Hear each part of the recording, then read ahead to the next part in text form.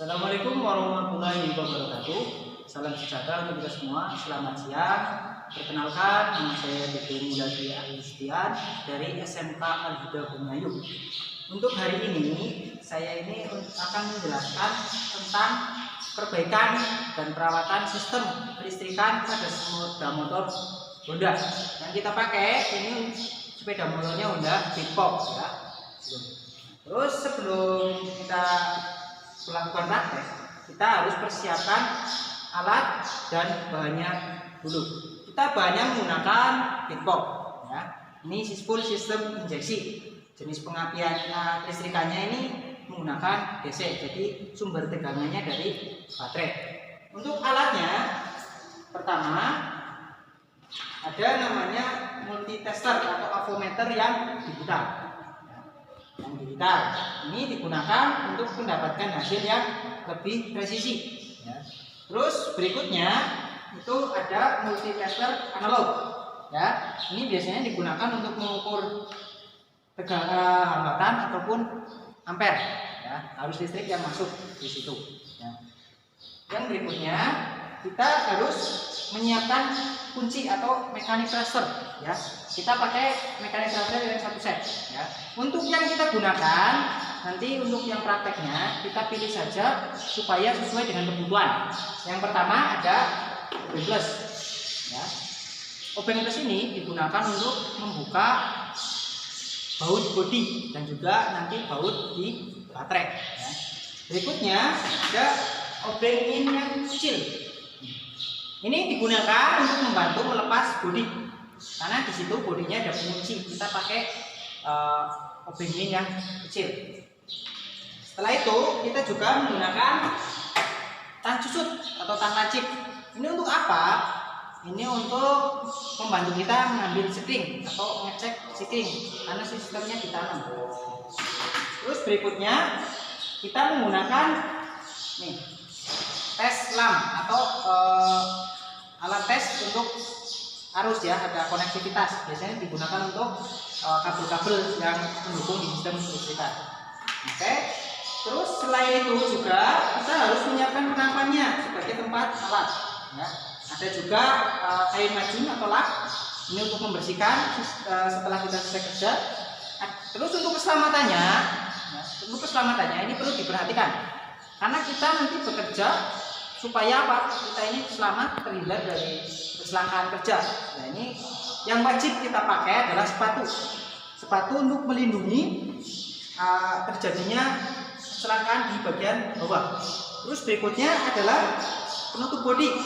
Ini untuk apa? Ini supaya apa? Baju kita itu enggak kotor. Jadi ke penutup bodi dulu. Terus ada topi. Topi untuk apa? Ini untuk menutupi kepala kita atau rambut kita. Takutnya nanti pas ada putaran di bagian roda atau yang lainnya, nanti rambut kita ke bawah ke putaran tersebut.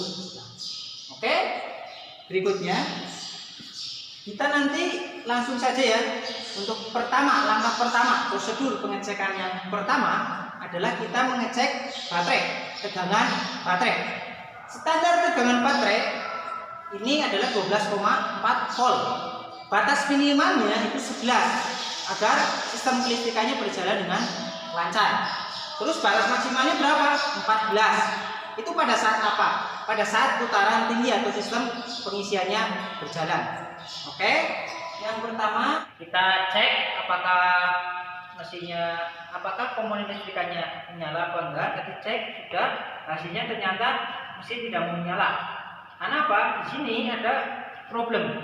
Nah, langkah pertama sebelum kita perbaiki kerusakannya, kita juga harus cek untuk sumber tegangannya. Karena ini sumbernya DC, jadi kita cek di baterainya dulu. Nah, langkah pertamanya kita buka penutup covernya.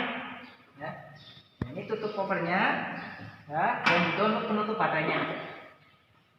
Oke, setelah itu kita cek tegangan baterai. Pakai multitester yang digital supaya hasilnya lebih presisi ya. Caranya bagaimana? Karena ini arusnya DC 12 volt, kita ke arus DC. Nah, arus DC ini simbolnya voltase yang ada garis dan strip 3 di bawahnya. Itu menunjukkan bahwa itu arusnya DC. Kita mengukur tegangan baterai yang DC ya, karena baterai itu sendiri menggunakan arus DC. Berapa di sini? Di sini ada angka 2, 20, 200 dan 1000. Karena baterainya 12, kita cukup menggunakan 20 saja. Kalau 2 itu terlalu kecil. Terus kita on-kan ya. Setelah itu kita ukur berapa tegangan baterai. Nah, ini ada 2 konektor ya. Jarum untuk di multitester yang hitam untuk negatif, yang merah untuk positif. Ya, kita ukur. Ya, di sini voltasenya 13,22. Jadi full ya. Itu karena standar baterai itu 12,4 volt. Untuk minimalnya itu 11. Jadi kalau sudah di bawah 11 nanti tidak bisa untuk menjalankan sistem starter maupun sistem injeksi pada motor big box ini. Untuk maksimalnya itu sekitar 14 volt. Oke, langkah berikutnya tadi kan ada yang mati ya. Nah, untuk itu kita cek satu persatu. Ceknya apanya? Itu sikringnya. Sebelum melanjutkan ke sikring, kita cek dulu kebocoran arus. Caranya bagaimana? Kita lepas kabel yang masak di baterai, nanti kita ukur kebocoran arusnya ya.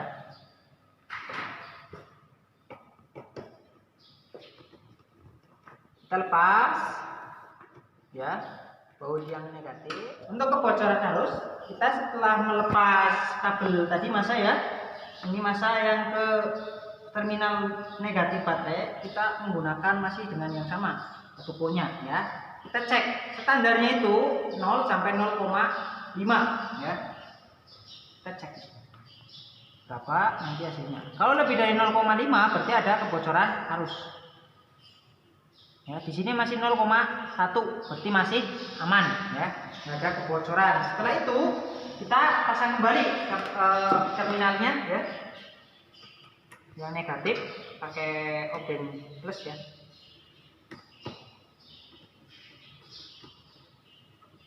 Terus setelah itu kita cek sikring satu persatu ya.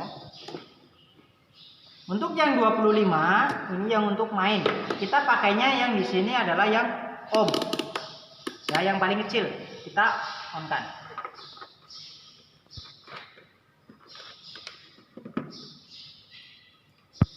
Oke ya, di sini ya ini ada gerakan ya. Terus itu berbunyi juga ya, berarti masih tersambung. Ini berarti masih bagus. Terus yang berikutnya adalah yang 5 ampere. Di sini adalah untuk yang di komponen sistem starter ya, dan indikator yang di atas. Di sini kita cek juga apakah, nah ini masih terhubung ya. Terus yang berikutnya yang 10 ampere yang pertama. Nah, yang di atas ini untuk sistem injeksi. Sini kita cek juga. Oh, masih ya.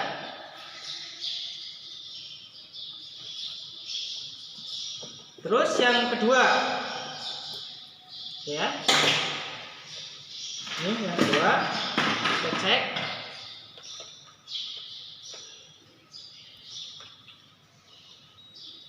Masih.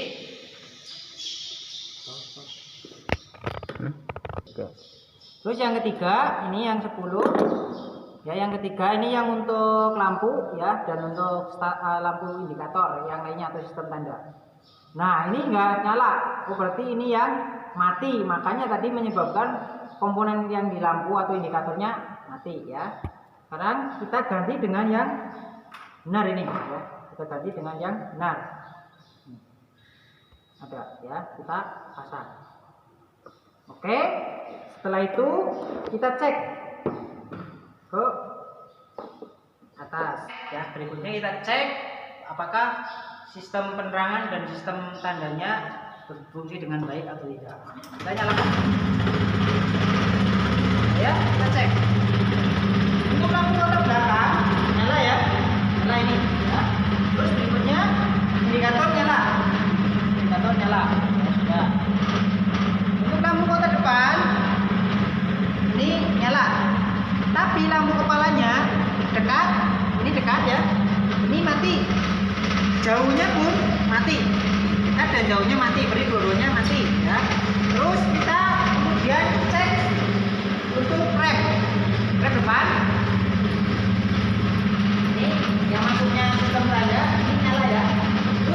belakang. Nyala. Berikutnya kita cek klakson. Nah, ini juga nyala. Kita cek lampu sen. Nah, kita cek sen yang sebelah kanan. Ya, nyala ya depannya. Sen depan, sen kanan yang belakang juga nyala. Terus untuk sen yang sebelah kiri kita cek juga. Oh ya, depan yang kiri ini mati. Terus yang kiri belakang ini nyala tapi tidak berkedip. Nah, dari itu berarti kita menemukan dua trouble lagi, yaitu lampu sen sebelah kiri bagian depan dan lampu kepala. Nah, tadi sudah dilepas baut ya, baut pakai oven plus. Terus kita lepas baut yang untuk di dudukan plat karena ini menyatu dengan bodi depan ya, depan. Kita lepas, kita akan perbaiki. Oke, ini agak sulit ya, kita butuh bantuan dari oven ini untuk melepas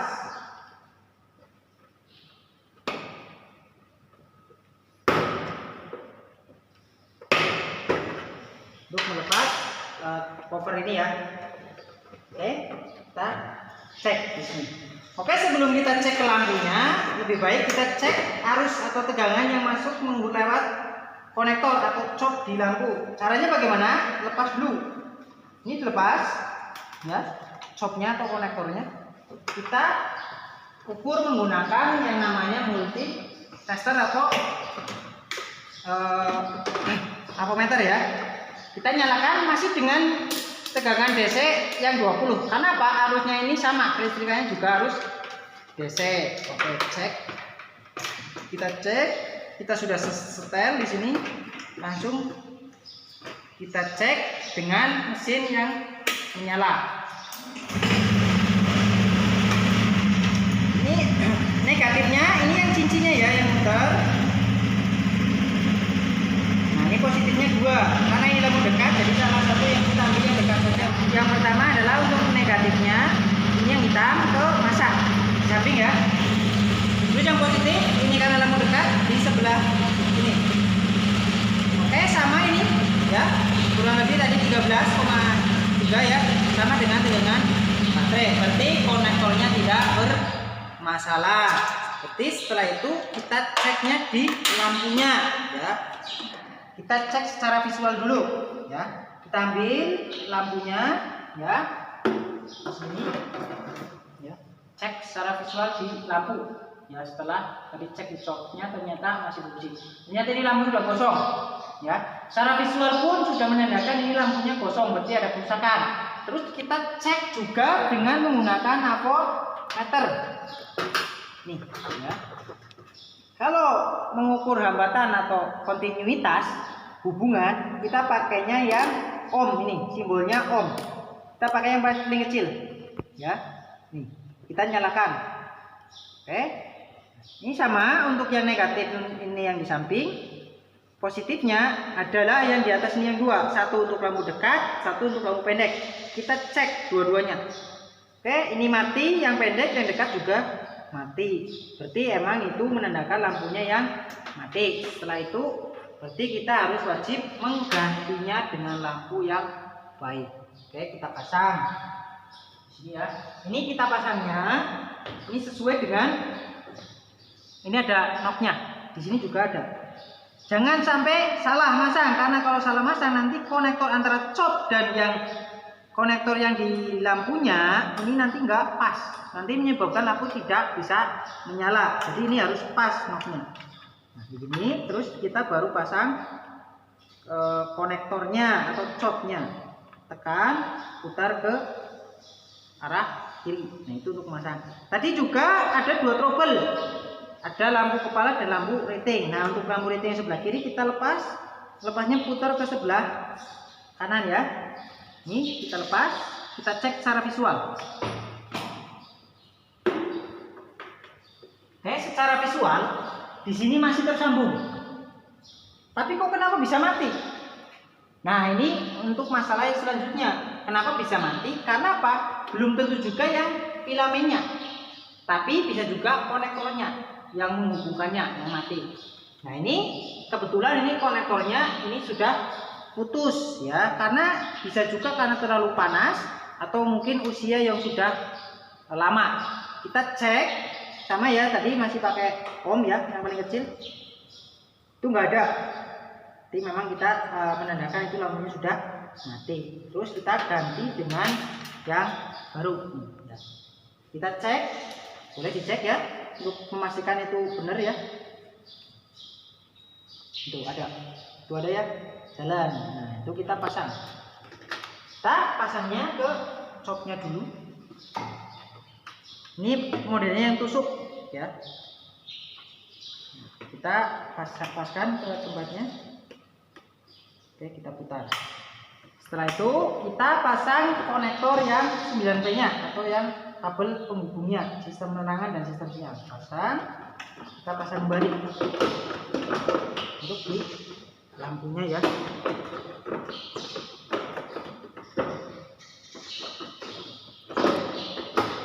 Kita pasang tempat led atau sekaligus pengunci dari bodi atau penutup lampu ya. Untuk reflektor lampu di sini.